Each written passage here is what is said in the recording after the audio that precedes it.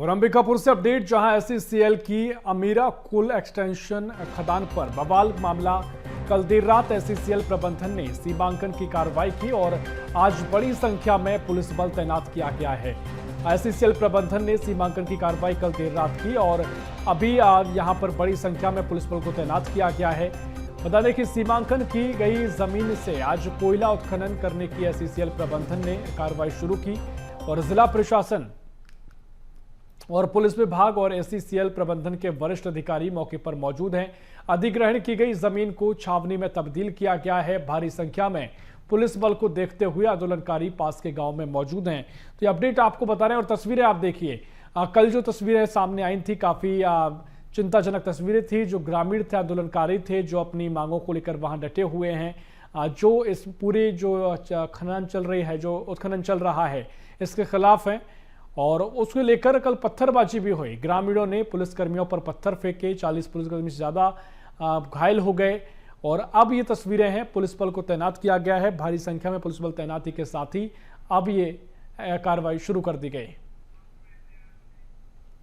Amaira mines extension के लिए अधिग्रहण की गई जमीन पर आखिरकार उत्खनन की कार्रवाई एसईसीएल ने शुरू कर दी है। इस वक्त मैं उसी जमीन पर मौजूद हूं जिस जमीन पर खनन के लिए जो कल विरोध प्रदर्शन हो रहा था ग्रामीणों के द्वारा। आप देख सकते हैं कि यहां पर बड़ी संख्या में पुलिस बल को तैनात किया गया है। क्योंकि कल के जो हालात थे वो काफी, यहाँ का जो दृश्य था वो काफी भयावह था।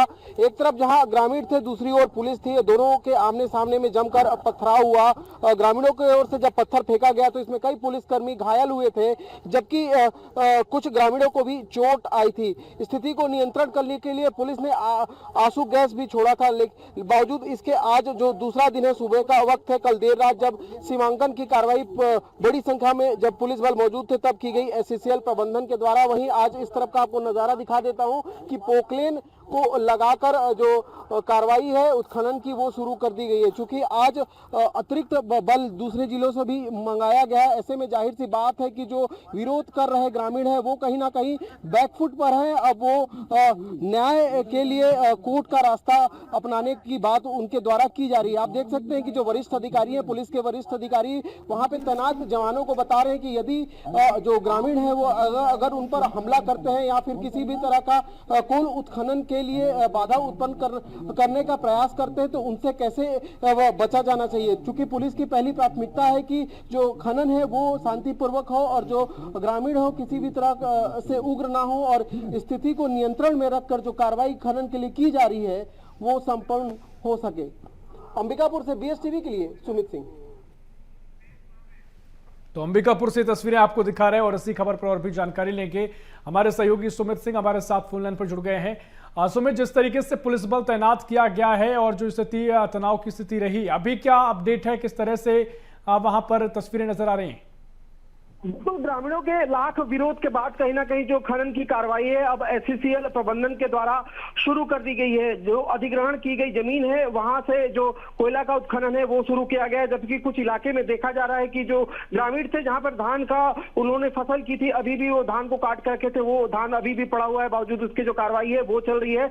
इधर ग्रामीणों के आक्रोश को देखते हुए भारी संख्या में पुलिस बल को तैनात किया गया है। तो बड़े से जो खेत है वहां पे लगभग बताया 1000 की संख्या में पुलिस बल तैनात है। अलग अलग दिशा में पुलिस बल को रखा गया ताकि जो उग्र हुए ग्रामीण है वो कहीं एक बार फिर उग्र ना हो जाए और खनन में उत्खनन ना डाले। जबकि दूसरी ओर बात है तो अब इसको लेकर सियासत भी देखने को मिल रही है। कल देर शाम जो टीएस संजय थे वो ग्रामीणों से मुलाकात किए थे, उन्होंने अपना सजेशन दिया था कि ग्रामीण कोर्ट का रुख करें। वहीं दूसरी ओर आज जो कांग्रेस का प्रतिनिधि मंडल है वो प्रभावित ग्रामीणों से मिलने वाला है। लगभग 238 ऐसे परिवार हैं जो इस पूरे एक्सटेंशन को लेकर प्रभावित हुए हैं। ऐसे में जाहिर सी बात है उनमें तो आक्रोश है, लेकिन प्रबंधन की जो कार्रवाई है, प्राथमिकता थी इस क्षेत्र से कोयला निकालने की, उसे शुरू कर दी गई है। जी बिल्कुल, देखिए कोयला निकालने की प्रोसेस शुरू हो गई है, लेकिन ग्रामीणों में आक्रोश बरकरार है और कुछ ऐसा तनाव ना बने तो पुलिस की व्यवस्था भी करी गई है, पुलिस बल तैनात किया गया है।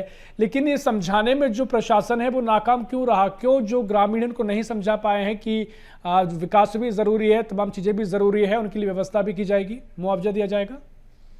देखिए, इस जमीन की अधिग्रहण के लिए जो कोल माइन है उसके एक्सटेंशन के लिए 2016 से कार्रवाई शुरू की गई थी। आज 9 साल का वक्त हो चुका है। इसके पहले लगातार अखबारों में, खबरों में ये मामला बना रहा, सुर्खियों में बना रहा। बावजूद उसके कहीं ना कहीं प्रशासन का तालमेल जो है ग्रामीणों से नहीं बैठ पाया। एससीसीएल वो समझाइश नहीं दे पाया कि यदि उनकी जमीन से अधिग्रहण की गई जमीन से जब हम कोयला निकालेंगे तो उनके विकास के लिए क्या क्या किया जाएगा। क्योंकि ग्रामीणों के लिए ये जो जमीन थी, उनकी जो खेती थी, यहाँ से खेती किसानी करते थे और उनके जीवन के लिए सबसे बेहतर संसाधन माना जाता था। ऐसे में जाहिर सी बात है कि तालमेल ना बैठने की वजह से ये स्थिति निर्मित हुई।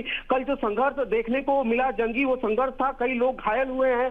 ये काफी सरगुजा के लिए चिंताजनक की बात है। लेकिन अभी भी प्रशासन प्रयास कर रहा है कि ग्रामीणों से बात बन जाए। वो जो ग्रामीण जो मुआवजे ले लिए हैं उन्हें एससीसीएल प्रबंधन मुआवजा देने को तैयार है। लेकिन फिलहाल जो स्थिति है वो सामान्य होती नहीं दिख रही, लेकिन कार्रवाई चल रही है। जी, निश्चित तौर पर देखिए क्या कुछ स्थिति रहेगी, आपसे अपडेट लेंगे। बहुत शुक्रिया फिलहाल आपको जानकारी साझा करने के लिए।